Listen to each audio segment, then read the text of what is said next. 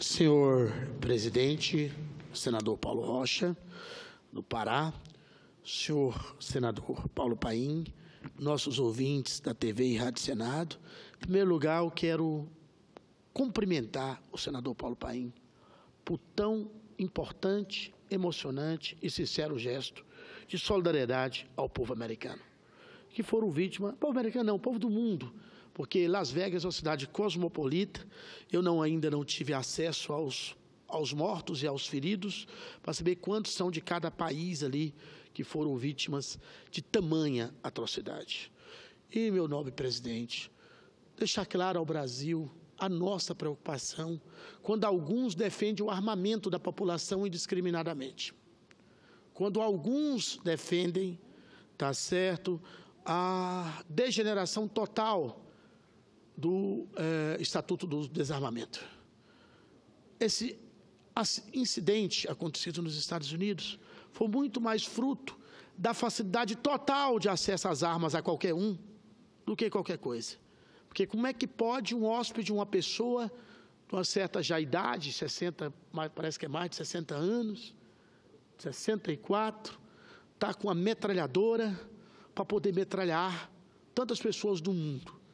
Então, o povo brasileiro que anda ainda se enganando com propostas fáceis de falar que vai distribuir arma para a população, precisa pôr as barbas de molho. O povo brasileiro, que nós precisamos de novidade no ano que vem, é ter candidatos que tenham a proposta de tirar o país da crise econômica, que traga o país para a geração de emprego, que traga o país para o desenvolvimento, que traga o país para uma retomada na educação, porque um povo que não tem uma educação adequada não tem como, nobre senador Paulo Paim, galgar a necessária independência que nosso país necessita. Que o povo brasileiro escolha pessoas que tenham realmente propostas para a saúde pública desse país, para a saúde preventiva, para fortalecimento do SUS, o principal programa de saúde do mundo, tá certo, que está no nosso país, para que um povo doente não tem como lutar pelos seus direitos. Que o nosso povo possa, ao invés de ficar defendendo propostas fáceis, de defender a ditadura militar, todo mundo sabe o que significou para o país a questão da ditadura militar, possa estar defendendo pessoas que defendam políticas de transporte, que tanto impactam nossas grandes cidades, nobre senador Paulo Paim. Com gente, viu, nobre senador Paulo Rocha, que pega um veículo em Ananindeua para chegar em Belém, para trabalhar, que perde quase a manhã inteira e quase a tarde inteira para voltar para casa. Tem gente que perde a manhã inteira, a tarde inteira para sair de Canoas, para ir para Porto Alegre para trabalhar e ter que voltar. Que perde para sair aqui de Planaltina para poder vir para o plano piloto trabalhar, ou ali do Gama para vir para trabalhar praticamente o dia inteiro por causa de falta de mobilidade urbana, falta do viaduto, falta disso, daquilo. Então, gente, o Brasil precisa, no ano que vem, de ter um presidente da República que tenha proposta para superar a crise econômica, que tenha proposta que não seja para entregar o nosso patrimônio público de graça, igual está aqui nosso presidente Paulo Rocha, que sabe o que eu estou falando, quando tem uma Tucuruí no seu estado, que se um irresponsável pegar Tucuruí e quiser balançar o Brasil todo dia, ele balança o Brasil todo dia. Porque Tucuruí, para quem está nos ouvindo, é que uma pia cheia d'água, se você tirar a rolinha da pia, a água vai tudo de uma vezada só para sair pelo ralo. Tucuruí, no nível do sistema interligado brasileiro, ele é como se fosse aquela rolha. Se tirar aquela rolha, o sistema todo cai, porque Tucuruí está fora da situação. Tanto importante que é a usina hidrelétrica de Tucuruí, tá certo? Que fala, quando fala na privatização da Eletrobras, tá certo? De entregar isso de mão beijada para pessoas que não são nacionalistas, que não são brasileiros. Então, senador Paulo Paim, é esse tipo de proposta é que nós precisamos que o povo brasileiro avalie para o ano que vem, e não pessoas que ficam falando que vai dar arma para a população e que bandido bom é bandido morto. Bandido bom é bandido recuperado, é bandido preso, que é lugar de bandido, lugar de quem desvia dinheiro público, lugar de pessoas que realmente não estão fazendo com as suas obrigações. Quem é corrupto tem que estar na cadeia. Tá certo? Cadeia é para isso. E a cadeia está lá para prender essas pessoas e recuperá-las. Não é para prender essas pessoas e transformá-la em um criminoso maior do que quando entrou na cadeia. Então, nós não devemos jamais pensar em quem está aí defendendo coisas fáceis de ditadura militar, que bandido bom é bandido morto, e distribuir arma para a população, porque essa não é a solução. Vocês sabem, vocês dois senadores aqui, eu fui e sou defensor do direito do uso e porte de arma para proteção de algumas categorias. Eu fui o relator na CDH, está aí o Paulo Paim, que era o nosso presidente, do direito ao porte de arma do agente de trânsito, porque é uma categoria preparada, capacitada, que corre risco a vida inteira, o dia inteiro, e está preparada para poder ter uma arma para proteger o seu serviço e proteger até a população, que futuramente vai ser uma polícia englobada com as outras polícias. Todo mundo sabe que eu sou o relator do projeto que prevê o direito ao porte de arma aos oficiais de justiça e os auditores fiscais estaduais, auditores do trabalho e auditores fiscais estaduais, porque os federais já têm. E todo mundo sabe o risco inerente quando o oficial de justiça, na maioria das vezes, chega para fazer uma notificação, e vários, só no ano passado a estatística foi muito alta, que foram vítimas ou de assassinatos, ou foram mutilações permanentes na execução do seu trabalho. Então, nobre senador Paulo Rocha, quando você defende, eu, por exemplo, tenho o PLS 333, que defende o porte de arma para os agentes socioeducativos, porque aqui só em Brasília nós tivemos já assassinato de 2 agentes socioeducativos e vários deles que foram agredidos, os menores infratores, tá certo? Então, para sua proteção é necessário. Mas agora, a população normal receber arma, população que não tem preparo, que não tem curso, que não tem fiscalização da Polícia Federal, que não tem fiscalização de quem tem que fazer esse controle, que não tem um regramento, isso é um absurdo. Então, por isso, nobre senador Paulo Paim, que esse incidente de ontem, que Vossa Excelência homenageou aqui, serve para o povo brasileiro que está nos ouvindo refletir que quem está com essas propostas fáceis de coisas da ditadura militar, no lugar do bom soldado do Exército, do bom soldado da Aeronáutica e do bom soldado da Marinha, eu sempre defendi eles aqui, é estar cuidando das nossas fronteiras, é estar cuidando do nosso nacionalismo, é estar cuidando da nossa sobrevivência e da nossa pátria, e não estar envolvido com ditaduras de governo A, B, C ou D. Tá certo? E o lugar de pessoas andar armada são nos lugares que estão preparados para isso, e não toda a população. Eu mesmo, senador Paulo Paim, tinha arma na minha casa. Com o aprovamento do desarmamento, a primeira providência que eu fiz foi lá devolver a arma para a polícia não para os setores que poderiam receber arma, conforme a lei. E fiz isso, sabe por quê? Porque eu acho que o cidadão comum ter uma arma na sua casa, ele primeiro não é preparado para usar arma. Ele está muito mais sujeito a dar a munição para o bandido, poder aproveitar essa arma para cometer mais crime, ou até de cometer um desatino à toa, sem necessidade. Por isso que eu fiz de espontânea e livre coisa a devolução da minha arma. Tá certo? Então, eu jamais pregarei que a população como um todo tenha que ser armada. Porque acontece isso que Vossa Excelência acabou de ver, acontece aquilo que nós vimos na Noruega há um tempo desse atrás, acontece aquilo que a gente vê em outros lugares, onde o armamento é mais acessível à população despreparada. Então, isso não pode ocorrer, né?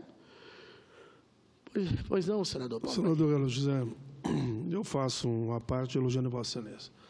Vossa Excelência é um pacifista, Vossa Excelência é um humanista, Vossa Excelência não é contra que policial, os agentes de trânsito, como a gente tive a alegria de trabalhar junto com Vossa Excelência, exato, votemos junto nessa questão. Foi.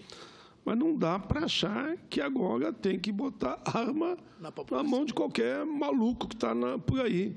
Foi exatamente isso que aconteceu nos Estados Unidos. Exato. Diz que ele estava com fuzil e muita munição. Isso. Tanto que jovens que estavam lá, quando pensavam que tinha terminado, eles correndo desesperados, começava tudo de novo e as pessoas morrendo, caindo e sendo assassinadas. Eu queria só cumprimentar a Vossa Excelência tem feito um trabalho excelente também na CPI. Né? Isso, lá, Vossa Excelência tem dito que aquela é a CPI da verdade. Isso. Lá nós queremos mostrar que a Previdência não tem problema de caixa. Isso. É só não desviarem os corruptos, Vossa Excelência, muito bem, os malandros, os espertos, o dinheiro da Seguridade para outros fins, como fizeram no longo da história. Perfeito. Então, eu queria aproveitar esse momento para cumprimentá-lo. Obrigado. O seu pronunciamento muito firme e muito corajoso, e dizendo a verdade, como tem sido a sua postura como relator da CPI da Previdência, que eu tenho tido a satisfação de estar lá como presidente, Vossa Excelência, como relator. A gente vai, de uma vez por todas, mostrar ao Brasil que a Seguridade, que a Previdência é viável. É só nós combater a malandragem e a corrupção. Parabéns a Vossa Excelência. Obrigado, nobre senador Paulo Paim. O senhor também foi um excelente presidente, é um excelente presidente, está colaborando muito comigo para ele fazer o melhor relatório possível, compromissado com a verdade dos fatos. A hora que eu tiver um pré-relatório, nós vamos sentar nossas equipes, fazer os ajustes finais para nós apresentar à equipe da CPI o nosso relatório com esse compromisso, que é o compromisso da verdade. É esse que é o nosso caminho. Senador Paulo Rocha, o senhor como presidente dessa sessão, eu vim falar hoje sobre crise hídrica no Distrito Federal. Um assunto que está pegando para todo mundo. Eu não sei se o senhor sabe, mas o DF, toda semana, um dia da semana, as pessoas ficam sem água. E o problema é tão grave que, como a pouca pressão e as redes de Brasília, de distribuição de água, são redes muito antigas, da época remota, muitas da época da fundação de Brasília, aí as pessoas, ao invés de ficar um dia só sem água, acaba ficando 2 dias sem água, porque tem um problema na véspera e um problema depois que a água é restituída. Tá certo? Inclusive com perdas enormes de água, porque vem a pressão muito forte, aí estoura cano para todo lado. Então, nós temos sofrido muito com a questão da crise hídrica. Esse é o assunto que eu vim falar hoje, mas eu não podia deixar, ainda mais com o nobre senador Paulo Paim, ter colocado esse tão importante acontecimento que aconteceu no mundo, de fazer aquela preliminar sobre a questão desses candidatos despreparados que andam defendendo soltar arma para a população ou que andam defendendo o retorno da ditadura militar. Eu acho que quem tem compromisso com a democracia não pode admitir uma situação dessa, ok? Mas vamos lá. Senhor presidente, senhoras senadoras, senhores senadores, essa semana o brasiliense respirou aliviado. Recebemos com alegria os primeiros pingos de chuva após longos e penosos 123 dias de estiagem. Essa pequena satisfação, porém, está muito longe de pôr fim ao martírio vivido pelos moradores do Distrito Federal em decorrência da falta d'água. Nobre senador Paulo Paim é um brasileiro que mora aqui há muito tempo, ele está vivendo também com esse problema no condomínio dele. Em meados de setembro, completamos o 8º mês de racionamento hídrico no DF. Racionamento esse que começou em razão do baixíssimo nível de água medido nos reservatórios de Descoberto e de Santa Maria. Em janeiro, Descoberto registrava 18,94% só 18,94% da capacidade de armazenamento. Um recorde histórico, Paulo Paim. Hoje a situação não é muito diferente. Essa semana a barragem Descoberto operava com apenas 18,5% de volume máximo e o de Santa Maria com 30,1%. São novos recordes. Se o reservatório do Descoberto chegar a 9%, o rodízio de água nas regiões abastecidas por ele pode ser ampliado de 1 para 2 dias na semana. Imagine, se um dia já tem problema em 3, se for 2, ele vai ter problema na semana inteira. Mas por quê, nobres senhores senadores? Chegamos a este estado crítico e essa situação de emergência. Atingimos o fatídico cenário por um problema simples, a falta de gestão, senhor presidente. Engana-se quem acredita que as causas para o tamanho sacrifício são somente derivadas de problemas climáticos. É certo que em 2015 não havia crise, já que os reservatórios estavam com 100% de suas capacidades durante o ano de 2016. Contudo, o brasiliense viu menos água que o comum, e o sistema de abastecimento do Distrito Federal não conseguiu sobreviver a uma seca de menos de 1 ano. Isso apesar de todos os estudos divulgados que já alertavam para esse risco. Faltou compromisso, senhor presidente. faltou responsabilidade com a população da cidade. Santa Maria e Descoberto, que são as duas barragens de Brasília, juntas, responde por 80% da demanda da população. São, contudo, absolutamente insuficientes para tamanho consumo. A densidade populacional aumentou muito em Brasília. Somos hoje a terceira maior capital do país, com 3 milhões de habitantes. No começo da década de 80, registrávamos ainda nosso primeiro milhão, mas a capacidade para o fornecimento de água não acompanhou nem de longe essa expansão. O governo do DF, contudo, já sabia disso há muito tempo. De acordo com o Atlas de Abastecimento de Agência Nacional de Águas, senhor presidente, são necessários investimentos de pelo menos 761 milhões de reais para garantir a segurança do abastecimento. Esses dados são públicos, senhor presidente, só aqui no Distrito Federal. Há muito, e eu mesmo venho alertando para o risco de falta d'água em Brasília. Desde que iniciei meu mandato nesta casa, inúmeras foram as vezes em que subi nessa tribuna para exigir dos gestores públicos comprometimento com a população. Não há desculpa para tamanho descaso. Vimos exigindo mudanças importantes para a resolução do problema. Eu mesmo sou coordenador da bancada do DF, senhor presidente. E como coordenador da bancada do DF, eu posso dizer para você que todos os deputados federais, os 8, e os 3 senadores da República, somos unânimes em dizer, claro, que o problema maior é a falta de gestão do atual governo do Distrito Federal. Vimos exigindo mudanças importantes para a resolução do problema. Os conglomerados urbanos engoliram novas áreas ao longo dos anos, e o desmatamento vem secando nascentes e diminuindo a capacidade de absorção de água de chuva. Cabe ao governo fiscalizar essas regiões e garantir a preservação e a recuperação dessas áreas. É preciso também conscientizar a população para assegurar o uso correto da água. Para se ter uma ideia, as Nações Unidas recomendam um consumo diário de 110 litros por pessoa. A média de consumo de água do brasileiro é de cerca de 165 litros por dia, 50% além do recomendado pela ONU. No DF, esse número é ainda mais alarmante, 275 litros diários por pessoa, sendo que no Lago Sul, por exemplo, são 1.026 litros por habitantes, quase 10 vezes mais que o recomendado. É certo que o brasiliense vem fazendo incontáveis sacrifícios em razão da escassez. Quanto a isso, não há dúvidas.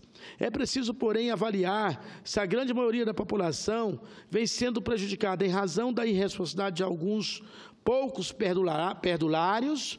Há ainda outro grave problema, que são os vazamentos e furtos da rede de abastecimento de água, igual falei, Vossa Excelência, que é uma rede ultrapassada. 1/3 da água distribuída é simplesmente perdida dessa maneira. 1/3, senhor presidente, 1/3 da água de Brasília é perdido nas redes que são ultrapassadas, antigas e que não resistem. E o volume de perdas segue uma tendência de aumento. Em 2012, era 29% perdido. No ano seguinte, de 2012, foi 31,5%.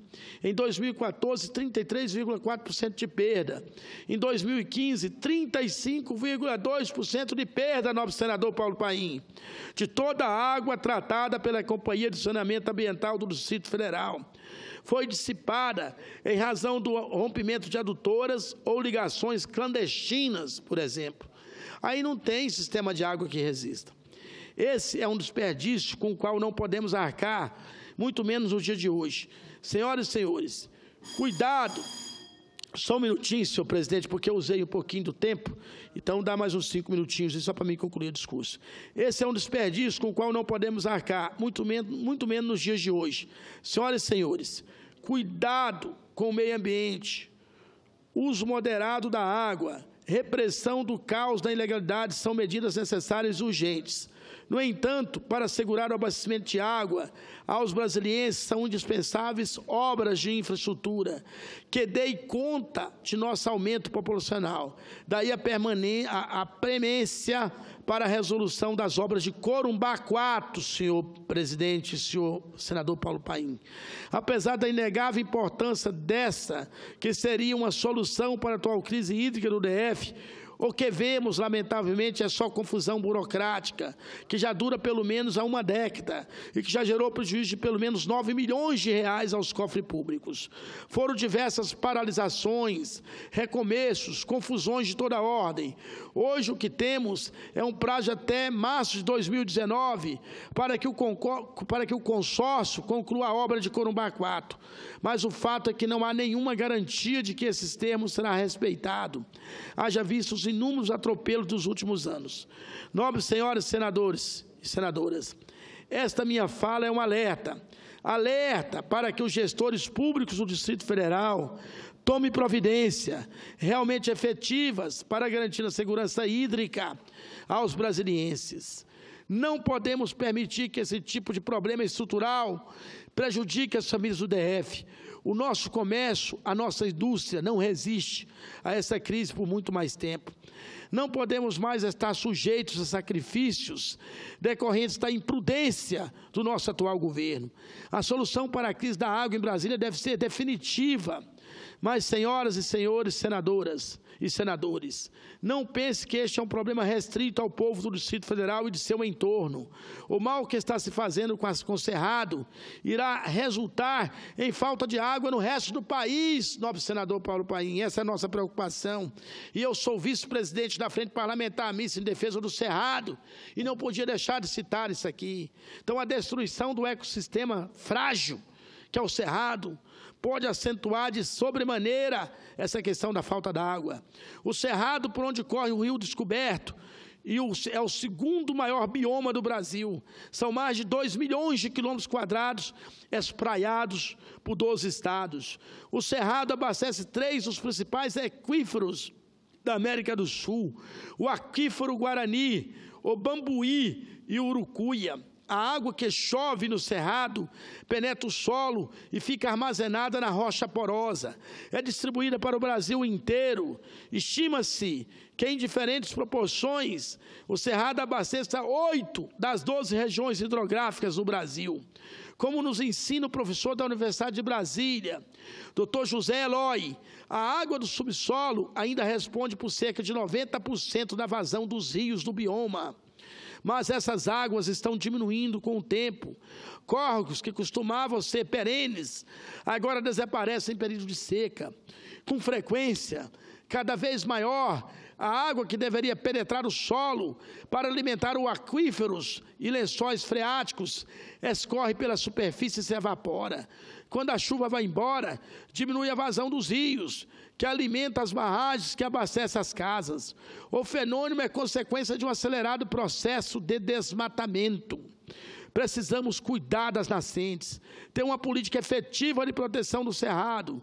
Assim estaremos preservando a vida aqui em Brasília e no Brasil. Para concluir, senhor presidente, as chuvas de outubro são muito bem-vindas, mas não podemos achar que elas trarão a salvação. Precisamos de gestão, precisamos de governo sério, de responsabilidade para que a gente supere essa questão. Muito obrigado, senhor presidente, essas são as falas que eu teria que fazer, e obrigado também pela paciência de ter me dado alguns minutos a mais. Muito obrigado.